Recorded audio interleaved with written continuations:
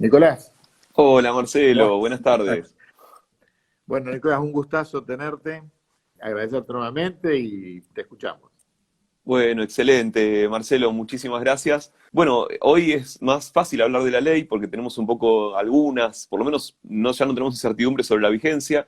Es la ley 27.551 que se publicó en el Boletín Oficial el 30 de junio de 2020. Tal vez la fecha de publicación no haya sido caprichosa, sino probablemente haya sido para que comience a regir prolijamente el 1 de julio, porque el artículo 23, que es el que nos trata el tema de derecho transitorio, nos regula la vigencia de la nueva ley que se establece a partir del día siguiente a la publicación. Con lo cual, 1 de julio de 2020 tenemos vigente la nueva ley para aquellos contratos que se celebren a partir de la vigencia. Es decir, que vamos a tener un régimen, por así decirlo, dual en los próximos meses y años, hasta que queden los anteriores contratos de locación vigentes, los remanentes, porque todos los contratos que se celebraron con antelación al 1 de julio van a regirse por los artículos viejos del Código Civil y Comercial.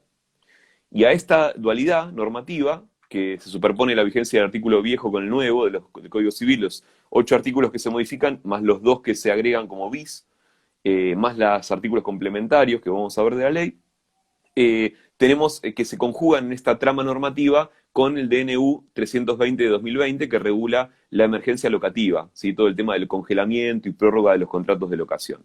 A lo mejor vamos a hacer alguna referencia tangencial cuando veamos la renovación de contratos y la prórroga. Esto tal vez trae algunos problemas técnicos, digamos, de edición, incluso porque el año que viene o los códigos que se editen a partir del segundo semestre van a traer los artículos modificados. Pero nos vamos a encontrar con que de acá a un año, cuando tengamos que resolver algún tema de un contrato vigente, probablemente al profesional que le toque intervenir vaya a ver estos nuevos códigos editados o la ley en Internet del código actualizado y se encuentre con que en realidad ese artículo nuevo no se le va a aplicar al contrato en curso de ejecución, ¿no? Hay que tener muy en cuenta eso y ver qué derecho se aplica a cada contrato. No obstante, esta solución legal por lo menos nos trajo certidumbre en cuanto a qué normas se le aplican a cada contrato, ¿no? Según la fecha de vigencia del contrato. Y aquí les voy a responder una pregunta inicial que se ha dado muchas veces en el curso de estos días, porque es posible que les toque a los escribanos ahora certificar un contrato cuya fecha se remonte y esté ya celebrado a partir, por ejemplo, antes del 1 de julio, ¿no? Nos vengan a certificar un contrato hoy con fecha 30 de junio. Y estos aspectos notariales, ¿qué podemos decir al respecto? La fecha de vigencia para las partes va a ser la fecha del contrato y la fecha de oponibilidad a terceros va a ser la fecha de la certificación notarial cuando adquiere fecha cierta el documento, entre otros supuestos legales, ¿no es cierto? Pero bueno, uno de los grandes ejemplos de fecha cierta es la certificación notarial de firma por la fe pública que tiene impregnada la data, ¿sí?, de la certificación. Y a este respecto podemos decir también que, digamos, si todavía no está vencido el plazo de la certificación, perdón, de la tributación del impuesto de sellos local, según la ley local, habitualmente las leyes de sellos establecen un periodo, suponete, de unos 15 días hábiles, como pasa en la provincia de Buenos Aires, para tributar el impuesto. Y en este caso, si uno certifica firmas dentro de esa vigencia, el contrato está, todavía no hace falta timbrar, no se incumplió la obligación tributaria. Si transcurren más de esa fecha, bueno, el contrato se presenta al escribano timbrado para proceder a la certificación, que en realidad no es la certificación de las firmas, porque no podemos certificar ni por cotejo ni en forma retroactiva, sino que es la ratificación de las firmas insertas en un documento, donde se le puede agregar una leyenda breve que diga las partes ratifican las firmas más arriba estampadas y por corresponder a su autoría. Entonces, a ese breve texto que va a llevar la fecha de la certificación es el reconocimiento de la autoría para darle autenticidad a los firmantes, ¿sí? Para todos los efectos legales que correspondan, ¿no? Para facilitar el reconocimiento, porque ya están reconocidas las firmas, para facilitar un juicio de desalojo, para habilitar un comercio, ¿no? Depende de la óptica de cuál de las partes lo estemos mirando. Bueno, volviendo a la ley 27.551 tiene 24 artículos, que son 23 de fondo y uno de forma. Y dentro de las normas podemos ver que tenemos algunas que se refieren a los artículos, que modifican artículos de la locación en el Código Civil y Comercial, que son 8 artículos, 2 que se agregan nuevos, artículos bis, otros que modifican, 2 normas que modifican otros artículos del Código Civil, uno referido al domicilio de las personas, el artículo 75, y otro en relación con el corretaje inmobiliario y la competencia material para la intermediación, el 1351. Y después hay otros artículos muy importantes, a decir verdad, desde el 13 al 16 de la ley, que son normas complementarias al Código Civil y Comercial, con lo cual vamos a tener una regulación encaballada que no está completamente contenida en el Código Civil y Comercial, sino que va a estar también bueno, como una ley complementaria de ahora en más. Y trata temas no poco significativos, como por ejemplo la indexación, la garantía, la consignación judicial, la declaración ante la FIP, todas cuestiones que hacen a la cotidianidad del contrato de locación. Y luego hay dos títulos más, el título tercero y el cuarto. El tercero hace alusión al Programa Nacional de Alquiler Social, donde es un organismo técnico del Estado que va a propender a la facilitación del acceso a la vivienda a través de la locación de los sectores vulnerables. ¿Sí? Hay una serie de cuestiones muy interesantes que van a requerir reglamentación ulterior. Y el título cuarto, que habla de los métodos alternativos de solución de conflictos. Dentro ya analizando cada norma, vamos a ver que es muy útil hacerse un primer cuestionamiento, cuando le hacemos la lectura de cada uno de los artículos, donde nos tenemos que preguntar a qué tipo de cosas se refiere la aplicabilidad de la norma. Si es una cosa en general, sea mueble o inmueble, si habla específicamente de cosa inmueble, y si más específico todavía habla del inmueble destinado a casa-habitación, es decir, a destino habitacional. Les puedo anticipar que todas las normas reguladas con destino habitacional tienen un fuerte tinte de orden público, por lo menos la gran mayoría, si no la totalidad de las normas. Porque en general les podría decir que hay consenso en que todas las normas con destino habitacional son de carácter de orden público por la redacción, o por la sanción, o por la explicitación de ese carácter, salvo una, cuya referencia vamos a hacer después, que ofrece duda por ahora a los intérpretes. Bueno, así que hablamos del derecho transitorio, ¿sí? Dentro de lo que es la gran pregunta que se suele hacer es si en la nueva ley se aplica a las prórrogas de los contratos, y cabe destacar que acá hay unanimidad también en los comentaristas, que sí, que si se hace una prórroga a un contrato vigente, la nueva ley va a aplicar porque se aplican los nuevos contratos celebrados a partir de la vigencia. Y la prórroga es de por sí un contrato como un convenio bilateral y patrimonial. ¿Sí? Ahora, responde a la definición de contrato del Código Civil y Comercial. Y digamos que lo que tal vez entre en juego acá es si se aplica o no a la prórroga el plazo mínimo legal.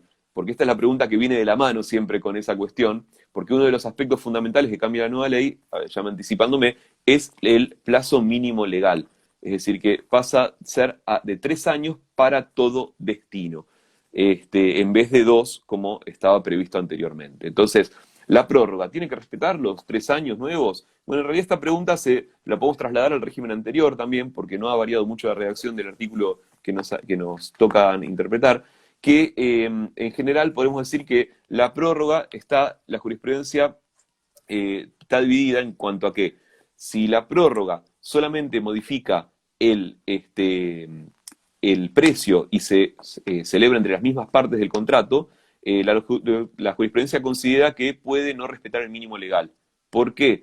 Porque incluso más todavía cuando no se modifica el precio, porque evidentemente ahí no hay un nuevo contrato. Hay parte de la doctrina minoritaria que dice, si se modifica el precio en realidad hay un nuevo contrato, pues estamos modificando un elemento esencial del acuerdo de voluntades. Pero sin embargo, la mayoría de los autores y la jurisprudencia entiende que no es un elemento tan significativo como para descartar una renovación, perdón, una prórroga, y entonces podemos hacer uso también del artículo 1198 infine, donde dice que el inquilino puede renunciar al plazo mínimo legal si se encuentra ya en tenencia de la cosa. Con lo cual, fíjense que en una prórroga, el inquilino ya está en la casa, y de esa manera puede renunciar al plazo mínimo legal, incluso en la celebración de la renovación o la prórroga. Y esto es importante destacar porque esta norma es todo lo que ha quedado del anteriormente tan difundido en la práctica convenio de desocupación, porque la ley que lo contenía, la 21.342, quedó prácticamente en su totalidad derogada, incluyendo lo que era el convenio de desocupación. Sin embargo, la norma legal que todavía rige es que si el inquilino está en tenencia de la cosa, puede renunciar. ¿Para qué nos sirve esta norma? Primero, para las prórrogas, como para un argumento más para decir que puede no respetar el mínimo legal, y también para digamos, los convenios de desocupación anticipados, porque si se celebró hoy un contrato y ya en tenencia de la cosa el inquilino decide reducir el plazo mínimo legal de 3 años a menos, porque él ya está ahí, no hay ningún problema, se puede acordar perfectamente, en virtud del 1198 infine. Bueno, dijimos entonces el tema una de las cláusulas que es el plazo mínimo legal. Bueno, y otra gran cuestión es el tema de la indexación, que eso está previsto en el artículo 14 de los artículos complementarios al Código Civil y Comercial. Y en este sentido, dice expresamente que los contratos de locación quedan exceptuados de la regulación de los artículos 7 y 10 de la Ley 23.928, que es, increíblemente, la ley de convertibilidad con vigencia a partir del 1 de abril de 1991. Esta ley, que sufrió distintos cambios, interpretaciones a lo largo de los tiempos, incluso en la parte fáctica y jurisprudencial, atravesó también la crisis económica de los años 2001-2002 con una reformulación normativa por leyes de emergencia económica que, sin embargo, mantuvieron el principio nominalista y el de la prohibición de indexar. Es decir, las leyes de emergencia económica de aquella época rompieron con la paridad cambiaria, pero mantuvieron, sin embargo, la prohibición de indexar, que fue como una gran contradicción, ¿no? Hoy en día, por el hecho de que frente a una realidad inflacionaria, no permitir que los contratos indexen hace que se torne muy difícil la contratación a largo plazo en pesos, ¿sí? Porque implica casi una futurología, como estaba pasando con los alquileres escalonados, ¿no? Saber cuánto iba a aumentar el mes siguiente o el semestre siguiente. Bueno, la gran cuestión es que era absolutamente insostenible ese cuadro que llevaba a todo tipo de recursos ingeniosos, de pactar un canon locativo que se iba a pagar tantas cuotas el primer año, tanto monto el segundo, y que en definitiva todo reflejaba eso, las contradicciones y obviamente el desfasaje inflacionario que termina necesariamente acomodando las cuotas a la inflación respectiva, obviamente. Exacto. Incluso hubo planteamientos de inconstitucionalidad que, increíblemente, como llegaron a los estratos superiores de la organización judicial, la Corte siempre convalidó que la constitucionalidad de la prohibición de indexar. Pero hubo fallos, incluso, muy interesantes, donde se admitía la indexación por el valor de la mercadería expendida. Por ejemplo, en este caso se trataba de una estación de servicio que se actualizaba por el precio del litro de nafta super, suponete. Entonces, de esa manera se abrió un poco la ventana, pero ahora, bueno, esta norma tiene una analogía con el decreto 146 de 2017, el DNU, que permitió la indexación para boletos de compraventa y ciertos emprendimientos inmobiliarios, que pasó un poquito desapercibido tal vez por la doctrina esta norma, pero que viene en concordancia con esto, ¿no? Se va abriendo la indexación de a poquito, contrato por contrato. En este caso, bueno, la gran regulación que tiene ahora se distingue según el destino. En principio, a ningún contrato de locación ya se le rige la prohibición de indexar, pero tiene normas fuertemente de orden público para el destino habitacional. Si fuera cualquier destino menos al habitacional, empecemos con la regla general, se permite indexar con cualquier índice. Y incluso se permite también no indexar y pactar en alquileres escalonados, ¿sí? Como se venía haciendo hasta ahora. Así que hay una muy gran libertad de contratación, se amplió mucho el campo de la autonomía y la voluntad en este sentido.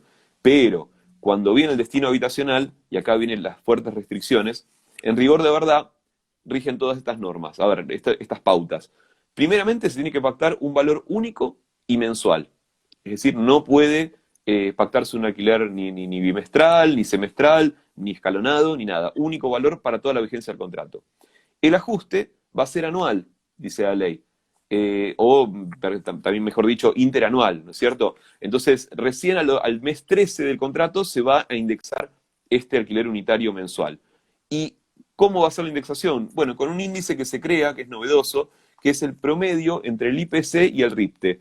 El IPC refleja los precios al consumidor y el RIPTE el índice de salarios, ¿sí? En el promedio de los salarios de los trabajadores. Entonces, fíjense que es un promedio entre lo que es los precios y los salarios.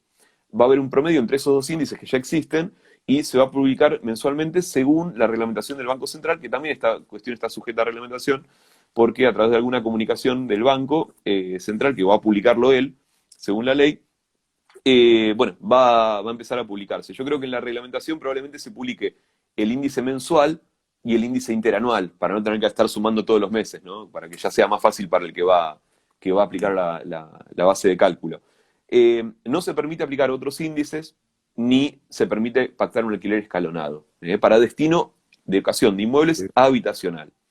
Y aquí, increíblemente, tengo que mencionar una problemática social también que ocurre con la interpretación de la ley y la aplicación futura, o casi inmediata, que ocurre que por las proyecciones que están haciendo los distintos colegios profesionales, especialmente los de corredores, se estima que si bien el alquiler pactado en promedio en los contratos, el aumento anual era actualmente de 30-35%, las proyecciones actuales del índice IPC-RIPTE arrojan un 40% de aumento. Con lo cual, si bien la ley en general, podríamos decir, no lo dice expresamente la ley, pero el espíritu de la ley sería la protección de la parte más vulnerable del contrato, que se considera que es el inquilino, fíjense que este índice en la práctica viene a perjudicarlo en relación con lo que eran las contrataciones habituales, porque si aplicamos un índice de 40% anual, interanual, en rigor de verdad estamos aumentando más las locaciones de lo que se venía haciendo sociológicamente, ¿no? En las estadísticas habituales, ¿no? De la contratación.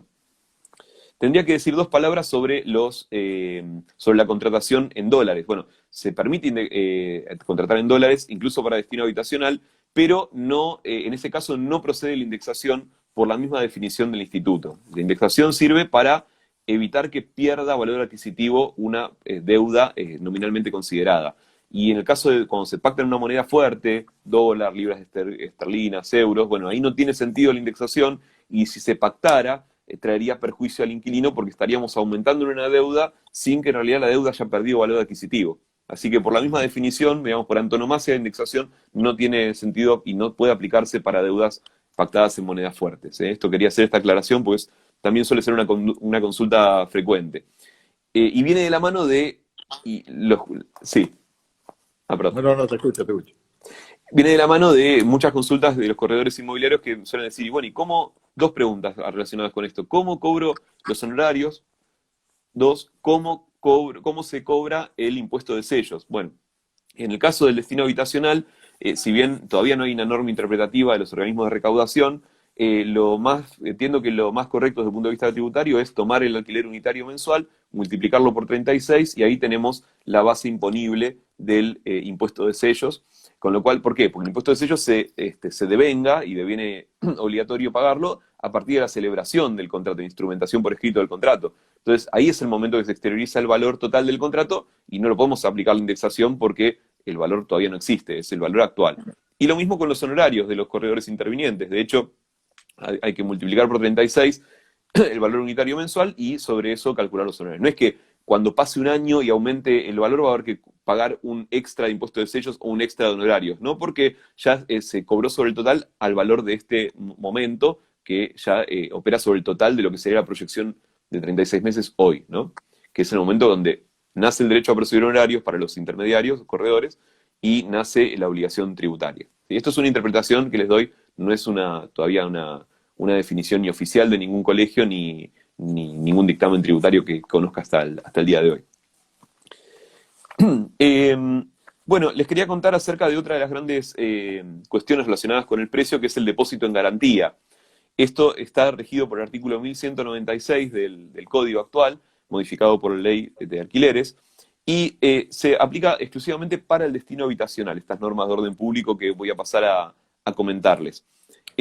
Se prevé que no puede ser el depósito en garantía mayor a un mes, o sea, el primer mes de alquiler. Entonces, si se prevé esta garantía para el destino habitacional, no puede superar lo que vale el primer mes de alquiler. Antes era un mes por año de vigencia del contrato. Ahora es un mes de alquiler nada más. Esto, o sea, se redujo, fíjense, otra norma inspirada en el beneficio del inquilino. Y se devuelve actualizado al último mes de vigencia. Y aquí me gustaría hacer una aclaración también sobre el precio y el depósito en garantía, que fíjense que el problema de la actualización interanual, que se aplica también para el último mes de vigencia del depósito en garantía, ya se estuvo denunciando en los medios periodísticos y de vuelta en el plano sociológico y fáctico del derecho, que trae un perjuicio para el locador, porque el precio pactado en el primer mes va a tener una devaluación, una depreciación importante para el mes 11, 12, ¿sí? 10, 11, 12, el segundo semestre, por así decirlo. Yo entiendo que la ley debió haber previsto un alquiler semestral en este sentido, en lugar de interanual. Porque, ¿qué está pasando en la práctica? Que los locadores hacen un aumento inicial del precio de la locación para no perder valor adquisitivo en el segundo semestre. O sea, si ellos idealmente hubieran pactado, por ejemplo, los primeros 6 meses de alquiler 15.000 pesos, los segundos 6 meses, el segundo semestre 18.000 pesos, a lo mejor directamente el locador pacta desde el principio 16.500, ¿sí? Para tener que a nivel anual cobre lo mismo que antes. Pero esto hace que le sea más oneroso el ingreso al contrato al inquilino, que es justamente lo que la ley quería promover, o propendía a eso. Entonces, de aquí otra cuestión que salía un poco al revés en la aplicación práctica de la ley, ¿no? Por ahora, en estos primeras semanas de aplicación del contrato está pasando eso actualmente. Claro, Si se hubiera hecho claro. semestral, creo que no hubiera habido tanta diferencia inicial, ¿no? Porque realmente anticiparse 6 meses al valor del contrato, considerando la proyección de la inflación, hace que le resulte más oneroso ingresar al inquilino ahora, y eso es grave, ¿no? Mm. Eh, bueno, y les contaba esto, que se restituye el depósito en garantía con el valor del último mes de vigencia. Quiere decir que el locador, que recibió, por ejemplo, 20.000 pesos de depósito en garantía, lo va a devolver al inquilino a la vigencia del último mes. ¿Sí? Si fue todo bien en el contrato, habitualmente el inquilino no paga el mes 36 porque directamente queda compensado con la devolución del depósito en garantía. Suele pasar, ¿sí? No digo que sea en todos los casos, porque el depósito en garantía a lo mejor se usó para hacer alguna refacción, ¿sí? O pagar algún impuesto que quedó pendiente. Ahora vamos a ver acerca de la devolución. Y se devuelve, la ley hace hincapié, se devuelve sí o sí al restituir el inmueble, no después. Esto es una norma importante porque había cláusulas bastante, tal vez, que se consideraron abusivas respecto del inquilino, donde el locador retenía completamente hasta que quede liberado de todas las obligaciones. Bueno, ahora se tiene que devolver, dice la ley, por orden público, para destino habitacional, repito, pero la excepción son los servicios o expensas pendientes, es decir, las que estén sin facturar. En este caso, se puede hacer de dos maneras. Se puede tomar el valor del último abonado directamente y quedar así ya saldado, o se puede retener la suma equivalente como garantía, o retener una suma equivalente al último consumo, que todavía no se facturó, como garantía. Pero bueno, si de todas formas también se puede utilizar el depósito en garantía para alguna refacción que haya quedado pendiente, como les decía, roturas, faltantes, porque a veces se hace un inventario en el contrato y se prevé como una tasación de cada una de las cuestiones que están, las cosas muebles, accesorias, y bueno, y para el caso de faltantes se van descontando. Lo cierto es que el depósito en garantía igual en la práctica tiene le da poca seguridad al locador, porque realmente es poca cantidad, y si el inquilino, digamos, en la práctica incumple un par de meses, ya el monto del depósito en garantía no cubre casi nada, en rigor de verdad. Por eso es más importante hablar de las garantías que la ley prevé, ¿no? Que más que el depósito en garantía. Otra pregunta que recibo constantemente es si se puede pactar el depósito de garantía en dólares, ¿sí? Bueno, y esto no está prohibido, ni no hay ningún problema, y en rigor de verdad, si se va a hacer en dólares, hay que pactar muy bien la cláusula, a ver de qué forma se devuelve. Porque si los dólares los numeramos, tomamos la numeración, el número de serie de los billetes, estamos transformando el depósito de garantía en un depósito regular o en una prenda, que es lo que opina gran parte de la doctrina. Y en la prenda hay que devolver lo mismo que se entregó, con lo cual ahí los dólares se devolverían intactos tal como estaban. Y si fuera si se considerara un depósito irregular, hay que pactar muy bien si hay que devolver los dólares billete o si se devuelve al tipo de cambio que rija al momento Esto no fue previsto en la ley, lamentablemente, y nos abre una pequeña incertidumbre, pero bueno, por lo general, el estilo habitacional suele ser pactado en pesos. Ahora, si se pacta en dólares, acuérdense que no puede ser mayor un mes de alquiler, con lo cual tiene que ser dólar el equivalente a un mes de alquiler, no más, ¿sí? Correcto.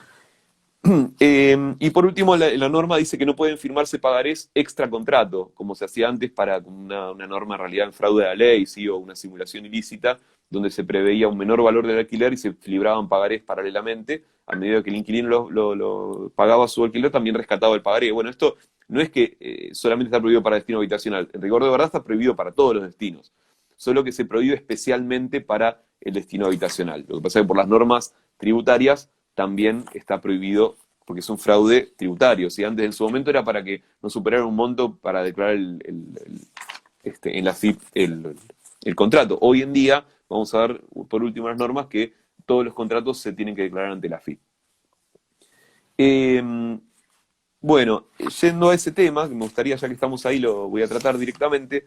El artículo 16 también, que es de las normas complementarias, prevé esta declaración impositiva de los contratos, donde para los inmuebles solamente el contrato debe declararse según la reglamentación. Es decir, que también es un aspecto librado a la reglamentación, Y fíjense que la reglamentación va a ser de distintas naturalezas las normas, ¿no? Una va a ser una comunicación del Banco Central, otra va a ser, en este caso, una resolución general de la FIP, bueno, y así. Para la acción, ahora, la gran novedad que trae la ley son por dos cuestiones. Primero, que para todo tipo de acción judicial, el juez debe informar a la AFIP. Si bien la ley dice ejecución, se tendría que interpretar en sentido amplio como todo tipo de controversia, no solo los juicios ejecutivos, ¿no? Entonces, antes de intervenir o al principio de la intervención, el juez informa que va a ser una comunicación electrónica a la AFIP la existencia del contrato.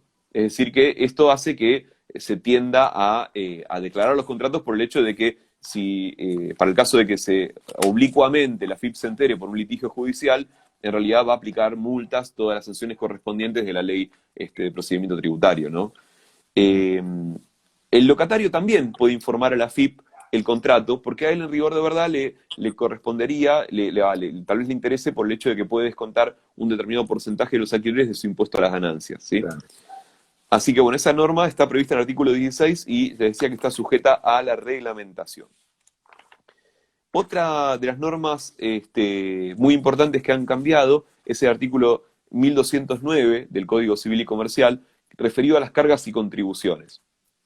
En este caso es para todo destino, ¿sí? Las locaciones que tengan cualquier destino. El locatario, esto reafirma lo que decía antes, debe pagar las cargas y contribuciones según el destino que le dé a la cosa, es decir, según su actividad. Eso es lógico y lo decía antes del código, lo dice ahora la ley. Pero se agrega lo siguiente, que el locatario no paga las cargas y contribuciones que graven la cosa ni las expensas extraordinarias.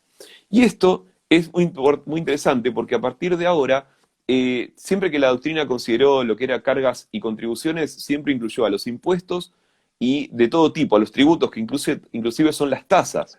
Entonces nos encontramos con que, en primer lugar, el impuesto inmobiliario en Provincia de Buenos Aires, o el equivalente en las distintas jurisdicciones, ya no lo va a poder pagar más el inquilino. Por orden público, porque esta norma se eliminó la expresión que decía excepto pacto contrario del artículo 1209 anterior. Entonces, eso nos da la pauta interpretativa de que ya no puede pactarse en contrario y ergo es de orden público. Entonces, el impuesto inmobiliario no se puede. ¿Qué pasa con el impuesto municipal? Este es un tema también un poco álgido y controversial porque habitualmente era muy frecuente, por lo menos en mi área de trabajo, que se le pusiera a cargo del inquilino el impuesto municipal, la tasa de ABL. Y la doctrina en general interpreta que... Acá le decimos tasa general de inmueble, que supuestamente es una tasa, por lo cual se podría interpretar que podría pagarlo el inquilino, obviamente. Pero... Claro, lo que pasa es que ahora, siendo tasa, y la doctrina interpretando ampliamente el concepto de carga, la expresión cargas y contribuciones como inclusivo de las tasas, en rigor de verdad, ya no las puede pagar más el inquilino. De ahí viene que en los futuros contratos, si se toma esta interpretación general que tuvo la doctrina, ya no va a poder pactarse la tasa para el inquilino. Esto, digamos que puede considerarse dentro del espíritu general de la ley que le da más, defiende más los derechos del inquilino, pero lo que va a pasar en la práctica, que está pasando actualmente, es que el locador, previendo esto, aumenta el monto de la locación para absorber la tasa. Claro, lo que pasa es que si se proyecta que va a aumentar el índice IPC-RIPTE en paralelo a la tasa municipal, bueno, en rigor de verdad no va a haber, digamos, mucho perjuicio, ¿no? Pero de vuelta, la práctica le encuentra la solución indirecta, ¿no es cierto?, a esta cuestión. Y respecto de las expensas extraordinarias, dice la ley que no importa cómo figura en el recibo de expensas, solamente el inquilino tiene a su cargo los gastos habituales, es decir, los servicios normales y permanentes que se encuentren a disposición del locatario. Es decir, que por más que se catalogue una expensa como ordinaria, lo que en realidad de verdad es extraordinaria, va a haber ahí que no lo puede pagar el inquilino. Acá hay que hacer una excepción interpretativa, que es muy importante, que es si hay una multa al inquilino por ejemplo, exceso de velocidad en un barrio cerrado, evidentemente, si bien va a llegar como expensa extraordinaria, ahí lo tiene que pagar el inquilino por un hecho propio, ¿sí? Por una conducta ilícita propia. En ese caso, fíjense que ahí rige la teoría del enriquecimiento sin causa. No sería válido que por una norma legal el locador lo tuviera que pagar siempre al inquilino, sino el inquilino andaría siempre a cualquier velocidad por las calles internas, ¿no es cierto? Y no es eso el espíritu de la ley, ¿no? Sería un abuso del derecho y un enriquecimiento sin causa. Así que por los principios generales lo podemos exceptuar. Muy bien. Tengo algunas En cuanto a las... preguntitas para vos acá también, ¿eh? Ah, dale, cómo Si no, querés, mejor. acá me van llegando algunas preguntas, si querés terminarme algo antes y si Sí, querés sí, ya te las voy adelantando. vamos a recibirlas con mucho gusto. Como por ejemplo, acá una pregunta que es bastante interesante. Me plantea, con la incertidumbre económica que hay a causa de la pandemia, ¿no? Bueno, una de las incertidumbres que se agregan a nuestras incertidumbres cotidianas con la realidad económica que nos toca vivir. ¿Qué circunstancias recomendás contemplar en el contrato como una condición para renegociarlo? A los efectos de proteger también un poco al locador ante una eventual fuerte devaluación o un escalonamiento inflacionario. Si hay alguna forma, vos entendés que se pueda, en el marco de la legislación actual, que podamos también apelar para proteger un poco al locador también por el otro lado. Bueno, acá yo no sé si me está hablando de un contrato, digamos, renegociar un contrato vigente o un contrato futuro que vayamos a celebrar, pero por como está preguntando qué cláusula pondría, me parece que está refiriendo más bien a un contrato futuro. Los Sí. contratos vigentes, bueno, y incluso los futuros también, se van a regir por la teoría de la imprevisión, con lo cual eventualmente las partes van a poder tener una pretensión de adecuación del contrato al hecho fortuito o fuerza mayor que haya sobrevenido. Pero la nueva norma del código que relativo a la readecuación por imprevisión prevé expresamente que tiene que ser un riesgo no asumido por la parte. Entonces, Claro. fíjense que esto es muy interesante pactarlo cuando el alquiler es en dólares, porque puede pasar que el día de mañana nos encontremos con un mercado cambiario con menor libertad. Todavía, de hecho, se está hablando periodísticamente que se restringirá en el futuro y todo. Bueno, ¿qué va a pasar? Sí, hay normas que hasta le ponen el parking al contado con liquidación, un montón de cosas que van cerrando el acceso al mercado cambiario para los dólares oficial, ¿no? Que es el único válido. El tema es, acá se pueden prever cláusulas de asunción de riesgo cambiario en el sentido de que, o la cláusula de solvencia, donde el inquilino manifiesta ya tener los dólares en su patrimonio, moneda metálica, física, o para el caso de que tenga que acceder a él, de hecho, tomar a su propio riesgo el tema cambiario, ¿sí? Eso se llama cláusula de asunción del riesgo cambiario. Y esto, como creo que apuntaba la pregunta, es en beneficio Sí, del locador por el hecho de correcto. que, bueno, el locador de ahí queda protegido. Ahora, si la cláusula vendría más o menos así, eh, para el caso de que en el futuro no haya un mercado libre de cambios o se restrinja la compra de dólares, el acceso, o directamente se esté imposibilitada el acceso a los dólares, el inquilino toma a su cargo este riesgo cambiario, ¿sí? Y se compromete a abonar la cantidad de pesos necesarias para adquirir la misma moneda, dólares, en otro mercado que sea libre, por ejemplo, de Nueva York, Montevideo, ¿sí? Otro mercado que tenga una cotización fiable de nuestra moneda y la que se haya pactado, la otra moneda fuerte.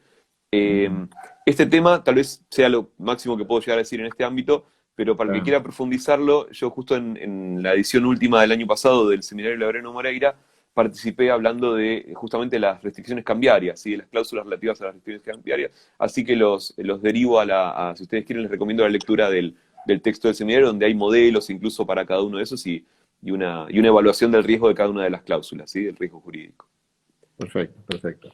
Después, por ejemplo, acá también hace mención a las notificaciones electrónicas, ¿no? Que se pueden llegar a pactar Ah, qué en interesante. el marco del contrato. Inclusive la pregunta apunta a si se recomendaría que algún tipo de notificaciones en especial sean hechas de este modo y cuáles no, por ejemplo, o si cualquiera podría ser efectuada de esa manera. Bueno, excelente pregunta. Miren, el artículo 75, que fue modificado por esta ley, se refiere al domicilio de las personas físicas, está en la parte general, y es un domicilio que contractualmente se puede constituir un domicilio electrónico para el cumplimiento de las obligaciones, las notificaciones, comunicaciones, intimaciones. Y esto es muy importante porque si bien la jurisprudencia lo había admitido con anterioridad, ahora lo está previsto a nivel legal. Dice la ley domicilio electrónico, no equivale a correo electrónico, si bien probablemente sea la situación más común, más corriente en la práctica.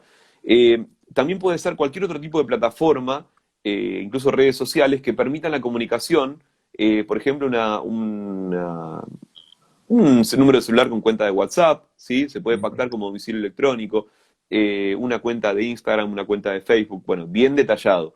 Y es recomendable en la redacción de las cláusulas que se especifique desde qué casilla o número o dirección o mail se van a cursar las notificaciones y a cuál se van a recibir.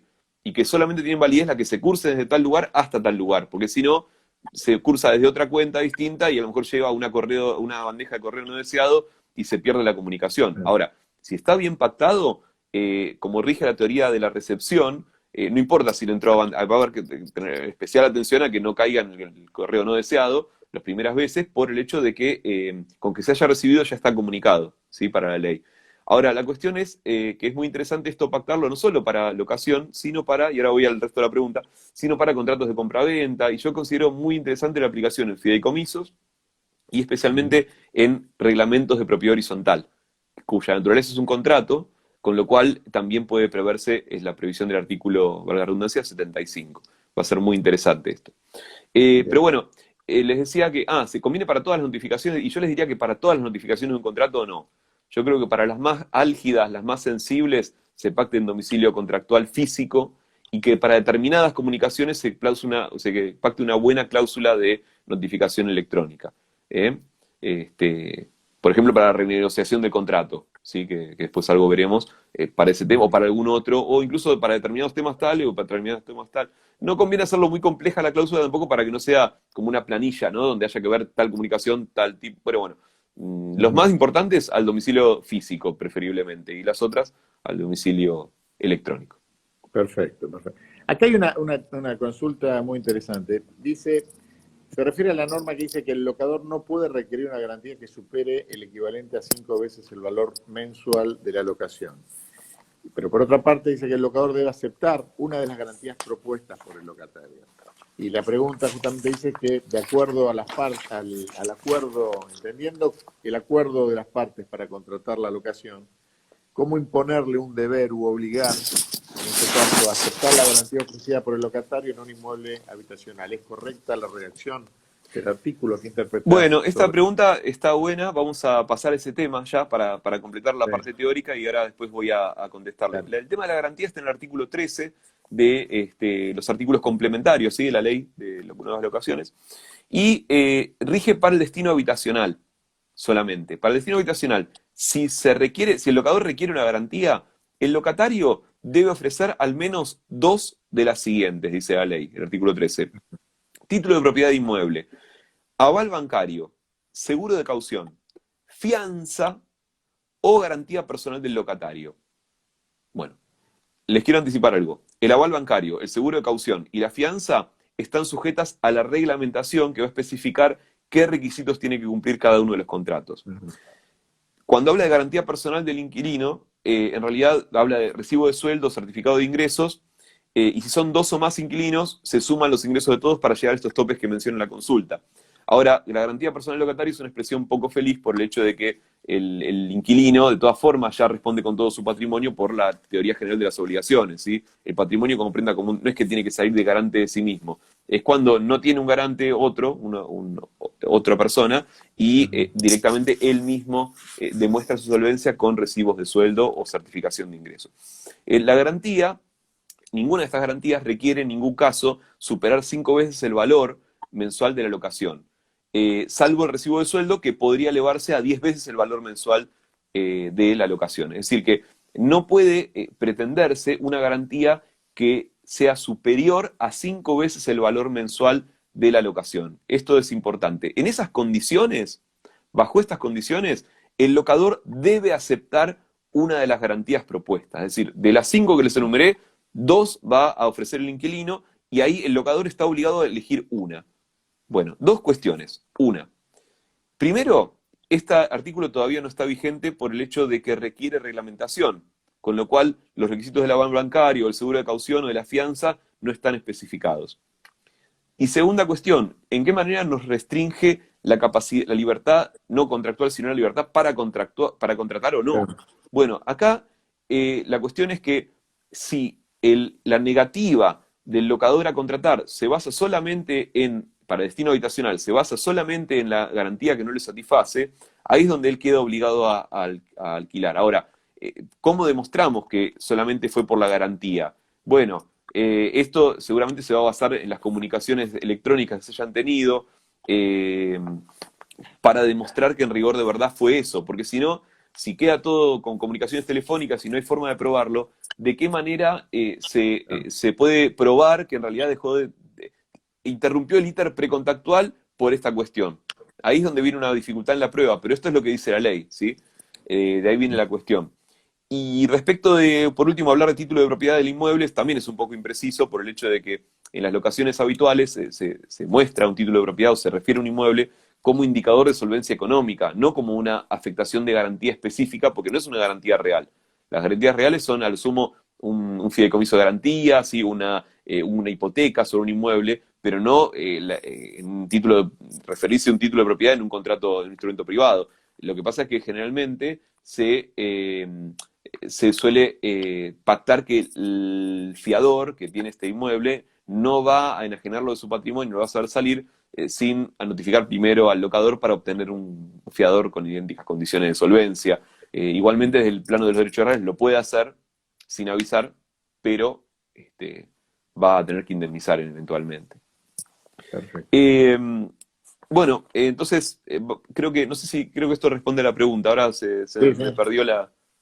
No, sí. Ahora, el tema del monto, no, me acuerdo. El tema del monto, que decía, el tema de 5 veces o 10, bueno, 10 veces se puede exigir que el recibo de sueldo sea mayor a 10 veces, no sea inferior a 10 veces el monto mensual de la locación. Y si es otro tipo, por ejemplo, fianza, el fiador puede decir, bueno, yo salgo de fiador, pero hasta 5 veces el monto mensual.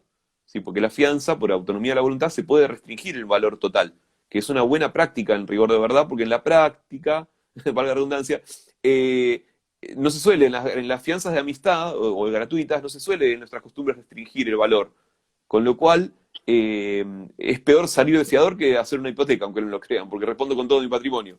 Bueno, de esta manera está bueno que la ley nos dé un parámetro para decir, bueno, la fianza basta que sea hasta 5 veces el valor mensual y esa cláusula es válida. Después esto lo va a regular mejor la reglamentación igualmente. Perfecto. Me preguntan acá también, y esto estaría bueno que lo precise, Sí. cambiando de tema, ¿no? En el caso de las locaciones que tienen destino comercial, si allí también rige la devolución actualizada del mes de depósito.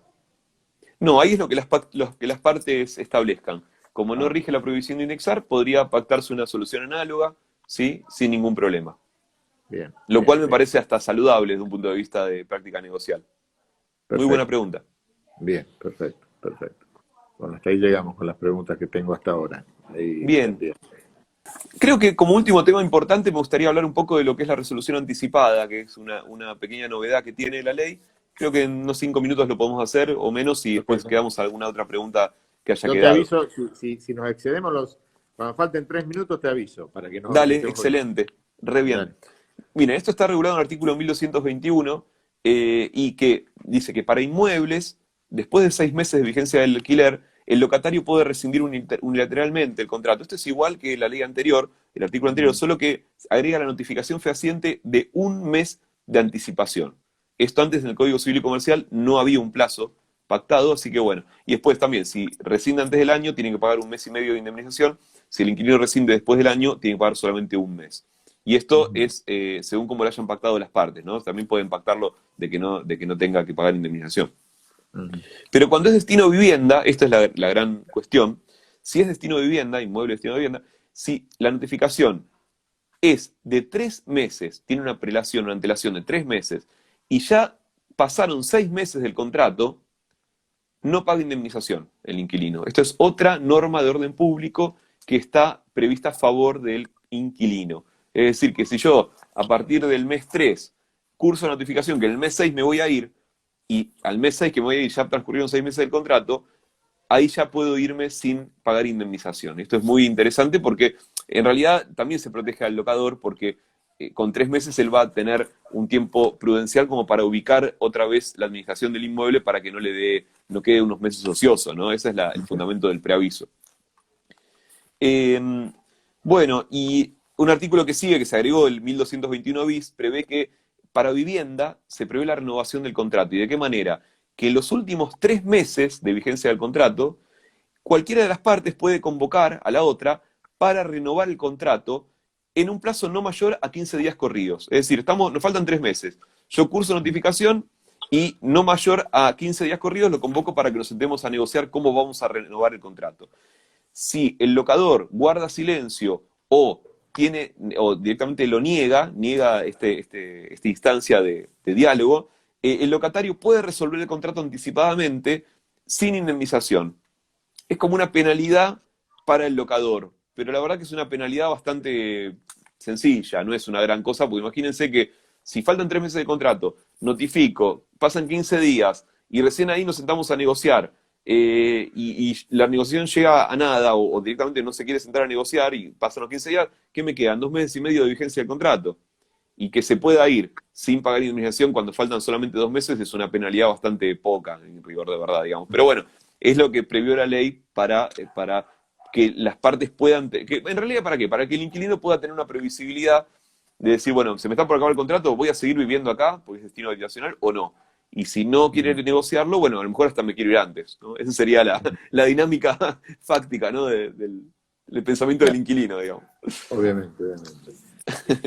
¿Cuál es tu interpretación, Nicolás, a la vista de del poco tiempo ya transcurrido de esta nueva ley, el impacto que esto puede llegar a generar en la realidad inmobiliaria de los contratos de alquileres? En primer lugar, respecto de la indexación, creo que es muy bienvenida la norma, porque en los contratos comerciales va a ser muy útil que, por ejemplo, se indexe a partir de una mercadería vendida, ¿no? De una panadería el kilo de pan, en una pinturería el litro de pintura, y así. Hay que prever muy bien las cláusulas por el hecho de que, bueno, del precio que se pacte, que es un índice que se sujeta a el pago del canon, tiene que ser muy específico y prever si es precio unitario, si es precio minorista, si está publicado en qué lugar, ¿no? Y todo eso, porque las partes pueden someterse incluso a una canasta de productos, ¿no? Hay mucha autonomía de la voluntad. Esas son unas cláusulas que mejor redactadas tienen que estar para el caso de que sea destino no habitacional. Destino habitacional, la cláusula va a ser muy sencilla. Se pacta el mes y aunque no se diga más nada, ya opera automáticamente la actualización interanual, pero podemos repetir también la solución legal como una función docente por la etimología del documento, ¿no? De docere, ¿no? Que las partes sepan a qué se atienen, para que no les lleve la ley. Pero en general considero que la ley es positiva, ¿sí? Ahora, la indexación debería haberse previsto por un plazo menor, como les decía. La imposición de la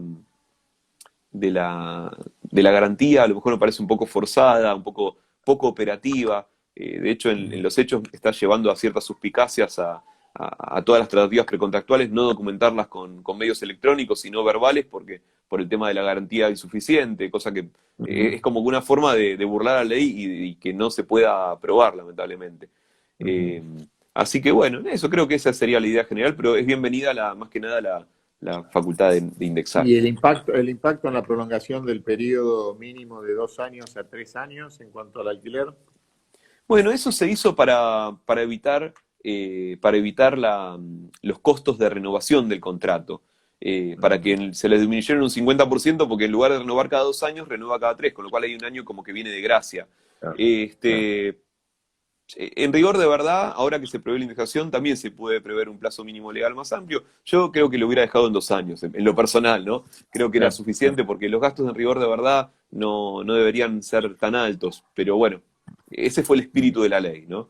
Pero siempre en general alternamos entre 2 y 3 años. Fíjense que fuimos alternando siempre en las es distintas verdad, legislaciones. es verdad.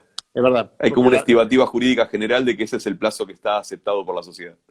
exacto, sí, sí. Porque muchas veces, muchas de las normativas que uno observa acá, como ser, por ejemplo, como vos bien lo explicaste, ¿no? Cuando hablabas de imputar los gastos de determinados impuestos exclusivamente a cargo del locador y no del locatario, son normas que terminan generando en contra del contrato del inquilino mismo, porque termina de alguna manera encareciendo más o subiendo el monto de locación por las previsiones que se toman para cubrir ese gasto que la ley no te permite cubrir.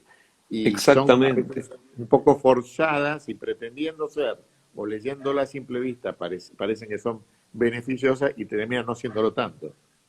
Sí, el acceso inicial a la locación, la puerta de acceso a la locación se le puso más onerosa al inquilino, se le tornó más onerosa, Exacto, sí, es verdad. Y exactamente. algunos, Sobre todo, sí. Y no, frente a no, las nuevas disposiciones, frente a la incertidumbre, algunos locadores también sacaron del mercado los inmuebles, viste que eso también es preocupante.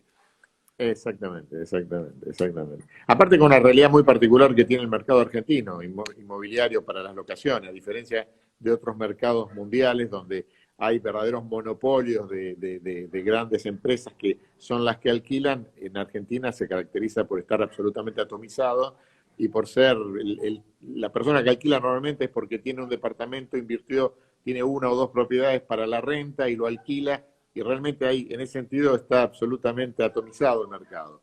A diferencia, digo, de otros países donde por ahí sí necesita mayor regulación para evitar abusos. Acá en Argentina el abuso es muy relativo, porque el abuso de un propietario va a implicar que van a alquilar con otra persona y seguramente muchas de las cosas que se pretenden proteger, el mismo mercado las hubiera protegido, ¿no es cierto?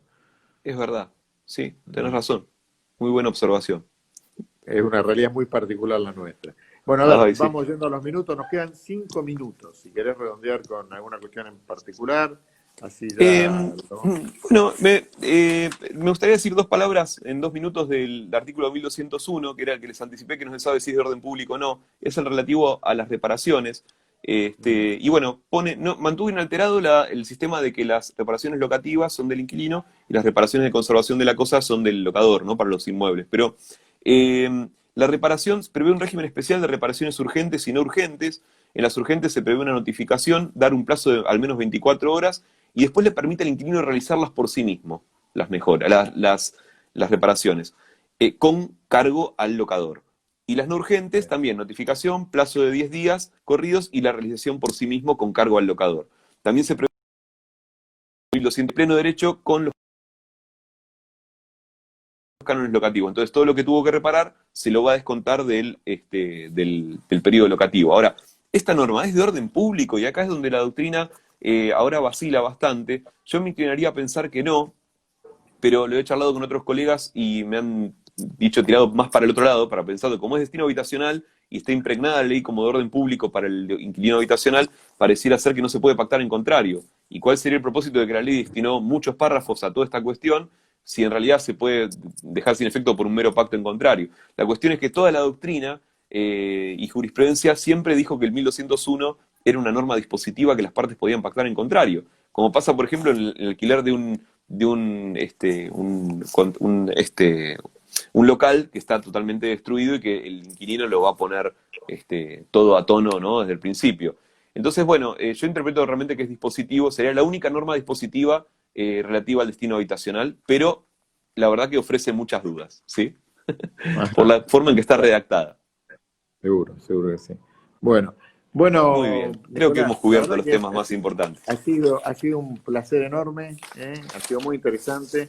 Hemos tenido mucha gente, la verdad que mucha gente interesada en la charla. Qué Y bueno, bueno, de mucha utilidad aparte. Nicolás, agradecerte nuevamente qué tu bueno. claridad y la presentación que nos has hecho. Fue un placer, fue un placer. La verdad, muchísimas gracias por la convocatoria y a todos los que asistieron. Bueno, Nicolás, en nombre personal y en nombre del Consejo Federal, te agradezco profundamente y bueno, muchos saludos a todos y gracias a todos los que estuvieron en este momento acompañándonos en esta charla de capacitación. Muchas gracias. Chao. Chao, hasta luego. Chao.